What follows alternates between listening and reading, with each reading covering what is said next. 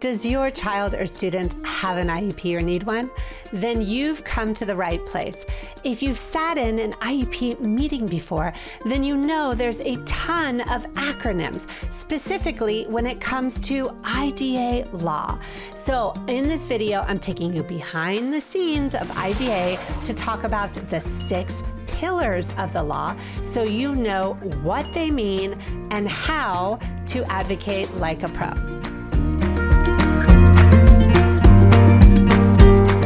What's up? I'm April Rarig, your special education advocate to make IEPs and 504 plans so much better. If you're new here, make sure to click on that button and subscribe, and follow us on Instagram at Rise Ed Advocacy. IDA stands for the Individuals with Disabilities Education Act. What is IDA? IDA is a 4-part piece of American legislation that ensures all students with disabilities receive free, appropriate public education, also known as FAPE. The problem with special education is parents and teachers aren't always told all of these acronyms under IDA law. That's why inside this video, I'm going to talk about those 6 pillars of IDA law so you know what those acronyms mean and how to advocate for your child or student like a pro. Make sure to keep watching this video into the very end, where I'm going to reveal all my tips and strategies that I use with my families every day. Okay, so before we dive into those 6 pillars of IDA law, I want to give you your first resource. It's called The 6 Pillars of IDA Law. Go ahead and grab it in the link in the description box below. It lays out everything that I'm going to be talking to you right now, so you don't have to stress and write down everything on a piece of paper madly as I'm speaking to you. So make sure to check it in the link in the description box below. So let's go ahead and dive in. The first pillar of IDA law is going to be the most important acronym that we talk about: Individual Education Plans. So what is an IEP?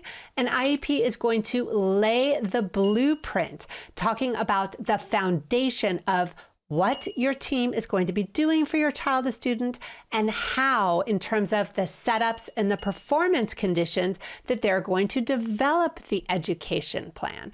The truth is, pro tip, that when it comes to special education and related services, there's something called the special education cycle.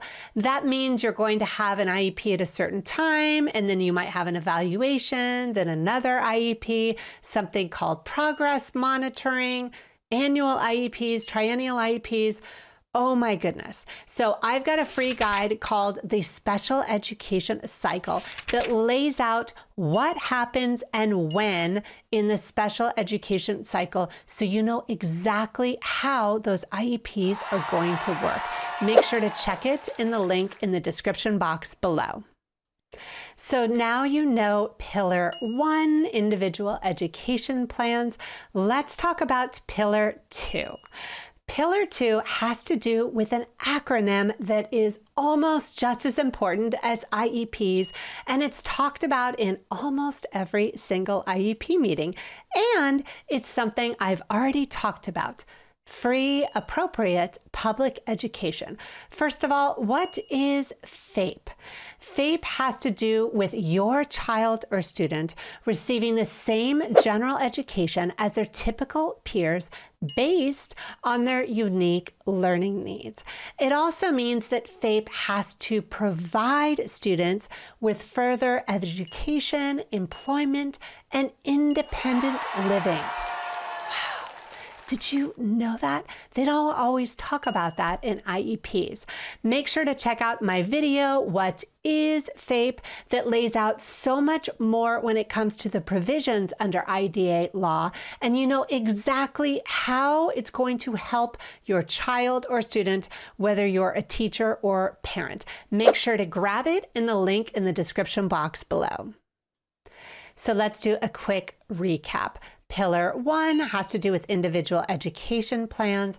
Pillar 2 has to do with free, appropriate public education. Let's talk about Pillar 3. This is one of the other acronyms that your team is going to talk about all the time, and it's called Least Restrictive Environment, also known as LRE. So LRE in a nutshell has to do with placement, or where your child is going to receive all the goals, all the accommodations, and all the supports and services that will help your child or student thrive.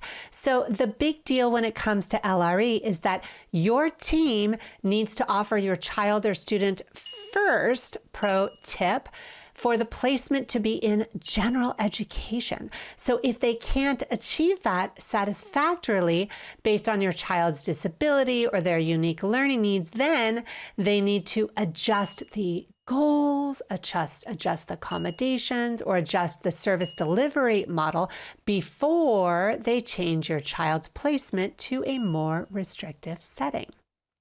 Pretty intense. So if you have an IEP coming up for your child or student and you're like, oh my gosh, now I know IEPs, I know FAPE, I know LRE, what can I do and how can I fully prep for the meeting? Make sure to check out our fillable template called the IEP Meetings Request Template. And it walks you through what to do if your team is going to request a meeting for you, or how to request an IEP meeting, what to ask for, how to get it, and even how to get drafts. Yep, you can do it. So you can walk into the IEP and feel so much better and not have all this drama with all of those terms that I'm talking to you about right now. So make sure to check in the link in the description box below for our fillable template. So now it's time to talk about one of my favorite things, Pillar 4, appropriate evaluations. What am I talking about? I'm talking about special education assessments. So as a school psychologist, this is something that I talk about all the time with parents and teachers. And here's why. Pro tip. If you want your child or student to have the best IEP in the least restrictive environment based on FAPE, then we need to have appropriate special education assessments when it comes to the reason for referral, cross-checking and cross-validating standardized tests, recommendations, determining eligibility. Oh my goodness, there is so much inside a special education assessment.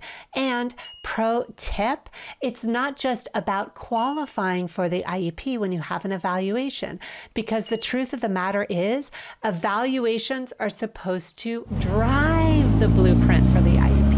Evaluations are supposed to help to formulate the goals. Evaluations are supposed to talk about free, appropriate public education and how you can support your child regardless of whether or not they qualify. So I've got a deep dive video that talks about how to read and understand special education assessments. Make sure to check it out. And it talks about these 3 tips that you can dive into so you can read your report like a pro, and you don't have to stress when it comes to understanding what the report is saying about your child or student. Make sure to grab the link for the video in the description box below. So here we are at Pillar 5. This is one of the biggest challenges for parents and families at the IEP table. And Pillar 5 with IDEA law has to do with parent and teacher participation. What am I talking about? I'm talking about regular, consistent, and collaboration at the IEP table so that teams can work together and they can develop IEPs that are relevant, useful, and meaningful. This is one of the biggest challenges for everybody on the team, and this is one of the reasons why I'm talking to you about this right now, is that if you've been to an IEP meeting before, you know how challenging they are.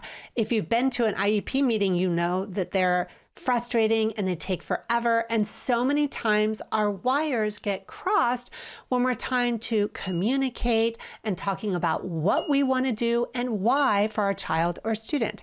So to make it easier for you parents so that you can feel fully prepped, I've got a do-it-yourself workshop called the Parent Participation Workshop that lays out how to communicate with your team differently, what to say, how to attach something called a parent letter of attachment to every IEP and every assessment, to get great evaluations, to be able to speak to your team without having to do endless emails and phone calls, and to be able to ultimately develop an IEP that makes sense. So make sure to check out our workshop that walks you through the entire process and gives you the tools and the resources that you deserve. Grab the link in the description box below. So here we are at the final pillar, Pillar 6, and this has to do with something called procedural safeguards. If you've been into an IEP meeting before, then you've heard the term, whether you're a parent or a teacher. What are procedural safeguards? Basically, in a nutshell, procedural safeguards are under IDEA law that are your protections as a parent and your responsibilities so that you know how to participate, what are your options, and what can you do to feel like you are part of the team and understand your rights and responsibilities. So if you've been to an IEP meeting before, then you've seen your administrator or your counselor or your teacher give you a guide and talk about procedural rights. That's exactly what I'm talking about. So let me ask you this pro tip. Have you read your procedural safeguards? Have you looked inside them? A lot of times they're really hard to read. So let me give you a tip that you can use right now. It's something called prior written notice. Make sure to check out our free guide in the link in the description box below. So what is prior written notice? Prior written notice is one of the best procedural safeguards that you can have as a parent. And it basically is when your school is trying to change something in your child's IEP, whether it's an evaluation or an IEP, or if you're requesting for them to make a change or adjust the IEP or adjust the services, then your team needs to respond to you with 7 parts of a prior written notice to inform you what they're doing and why. Has your team done this with you before? A lot of times teams get confused when it comes to prior written notice, and this is one of the most important parts of IDA that you can know as a parent and as a teacher. So make sure to grab it in the link in the description box below. So now you know more when it comes to IDA law, specifically those 6 pillars of IDA in terms of what those acronyms mean and how you can get the best education plan for your child or student. Let me ask you something. Now that you have all this information, how do you want to advocate differently at the table? It's a great question. Got a question for me? Make sure to put it in the link in the description box below. Want me to do another video? Yep, I can do that too. Make sure to check in the links below for all my videos and all my workshops and my free and paid templates. Make sure to subscribe and get more videos like this in your inbox every day, and follow us on Instagram at Rise Ed Advocacy. I'm April Rarig, your special education advocate. I can't wait to see you for our next video.